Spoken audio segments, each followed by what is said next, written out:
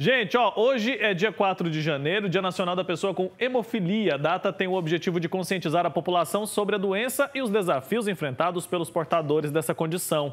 Segundo a Federação Mundial de Hemofilia, o Brasil possui a quarta maior população de pacientes hemofílicos no mundo. São aproximadamente 13 mil pessoas. Eu vou conversar sobre esse assunto agora ao vivo com a médica hematologista Alexandra Vilela, que está conectada aqui com a gente. Doutora, bom dia. Seja muito bem-vinda. Bom dia. Doutora, explica para a gente entender melhor um pouquinho do que se trata a hemofilia. Então, a hemofilia é uma doença genética, então é uma mutação genética que acontece, né, na formação do bebê. Ela acomete predominantemente o sexo masculino e a manifestação é um defeito na coagulação sanguínea. Então, esses pacientes têm uma deficiência de uma proteína no sangue, que faz com que eles não coagulem o sangue de forma adequada. Então, eles têm manifestações hemorrágicas. Então, hematomas e equimoses de grande tamanho, sangramentos articulares em joelho, tornozelo, ombro, cotovelos, atitudes habituais. Por exemplo, às vezes descer uma escada muito rápido faz com que eles tenham sangramento na articulação do joelho, do pé. As crianças, em brincadeiras comuns, como jogar futebol, podem ter sangramento nas articulações. Então, é uma doença grave. Uhum. Então, quais são os primeiros sinais ali que aparecem, que os pais... Porque eu imagino que os sintomas eles comecem a aparecer cedo, né?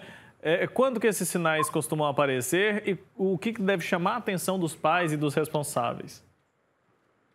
Em sendo uma doença genética, 70% dos casos ocorrem em famílias que já vão ter esse histórico. Então, às vezes, um tio vai ter a manifestação, mas 30% dos casos novos de hemofilia é uma mutação genética daquela gestação. Então, qualquer família pode ter um hemofílico no futuro. Outro dado interessante da doença é que ela comete, como eu disse, predominantemente sexo masculino.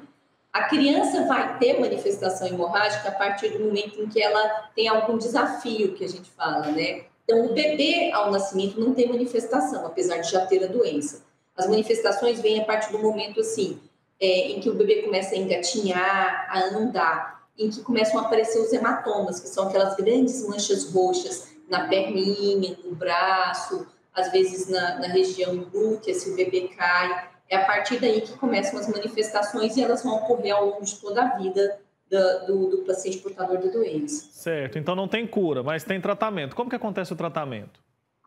Não tem cura. O tratamento é você repor aquela falta da proteína que você não tem. Você nasceu sem a proteína, essa proteína se chama fator 8 na hemofilia A ou fator 9 na hemofilia B.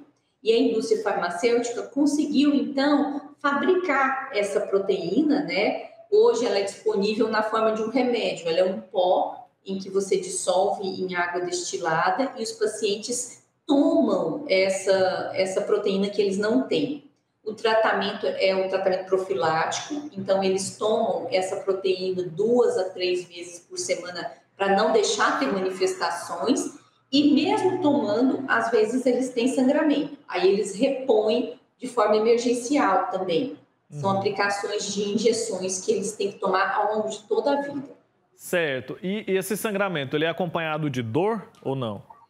Muita dor. Você tem que imaginar que o paciente tem sangramento, por exemplo, dentro da articulação do joelho. Aquele sangue dentro do joelho, dentro da articulação do tornozelo, do ombro, ele gera uma inflamação e gera uma dor. É muito dolorido. É uma doença que causa muito transtorno ao longo da vida do paciente. Além dele não poder fazer atitudes normais, como andar de bicicleta ou brincar, né, de jogar futebol, igual toda criança joga, um adulto que quer trabalhar e às vezes só o fato dele descer uma escada ele tem sangramento, isso limita muito a vida do paciente. Então, o tratamento é fundamental para que eles tenham uma qualidade de vida o mais próximo do normal. Então, o governo, né, através do Sistema Único de Saúde, ele compra a medicação dos pacientes, distribui para os hemocentros regionais, onde os pacientes de cada estado vão fazer o tratamento específico para a sua doença. Então, saber sobre a doença e ter disposição, né, disponibilidade dessa medicação nos estados é fundamental para garantir a qualidade de vida dos pacientes. Tá certo. Afeta muito o dia a dia dos pacientes, né, doutora? Afeta. Obrigado, viu, pelo seu tempo aqui com a gente, por nos trazer um pouco mais de conscientização a respeito desse tema. Como a senhora mencionou, a informação é fundamental para que as pessoas busquem o tratamento adequado, para que esses impactos sejam menores. Até a próxima, viu? Um abraço. Um abraço, obrigada. Tchau, tchau.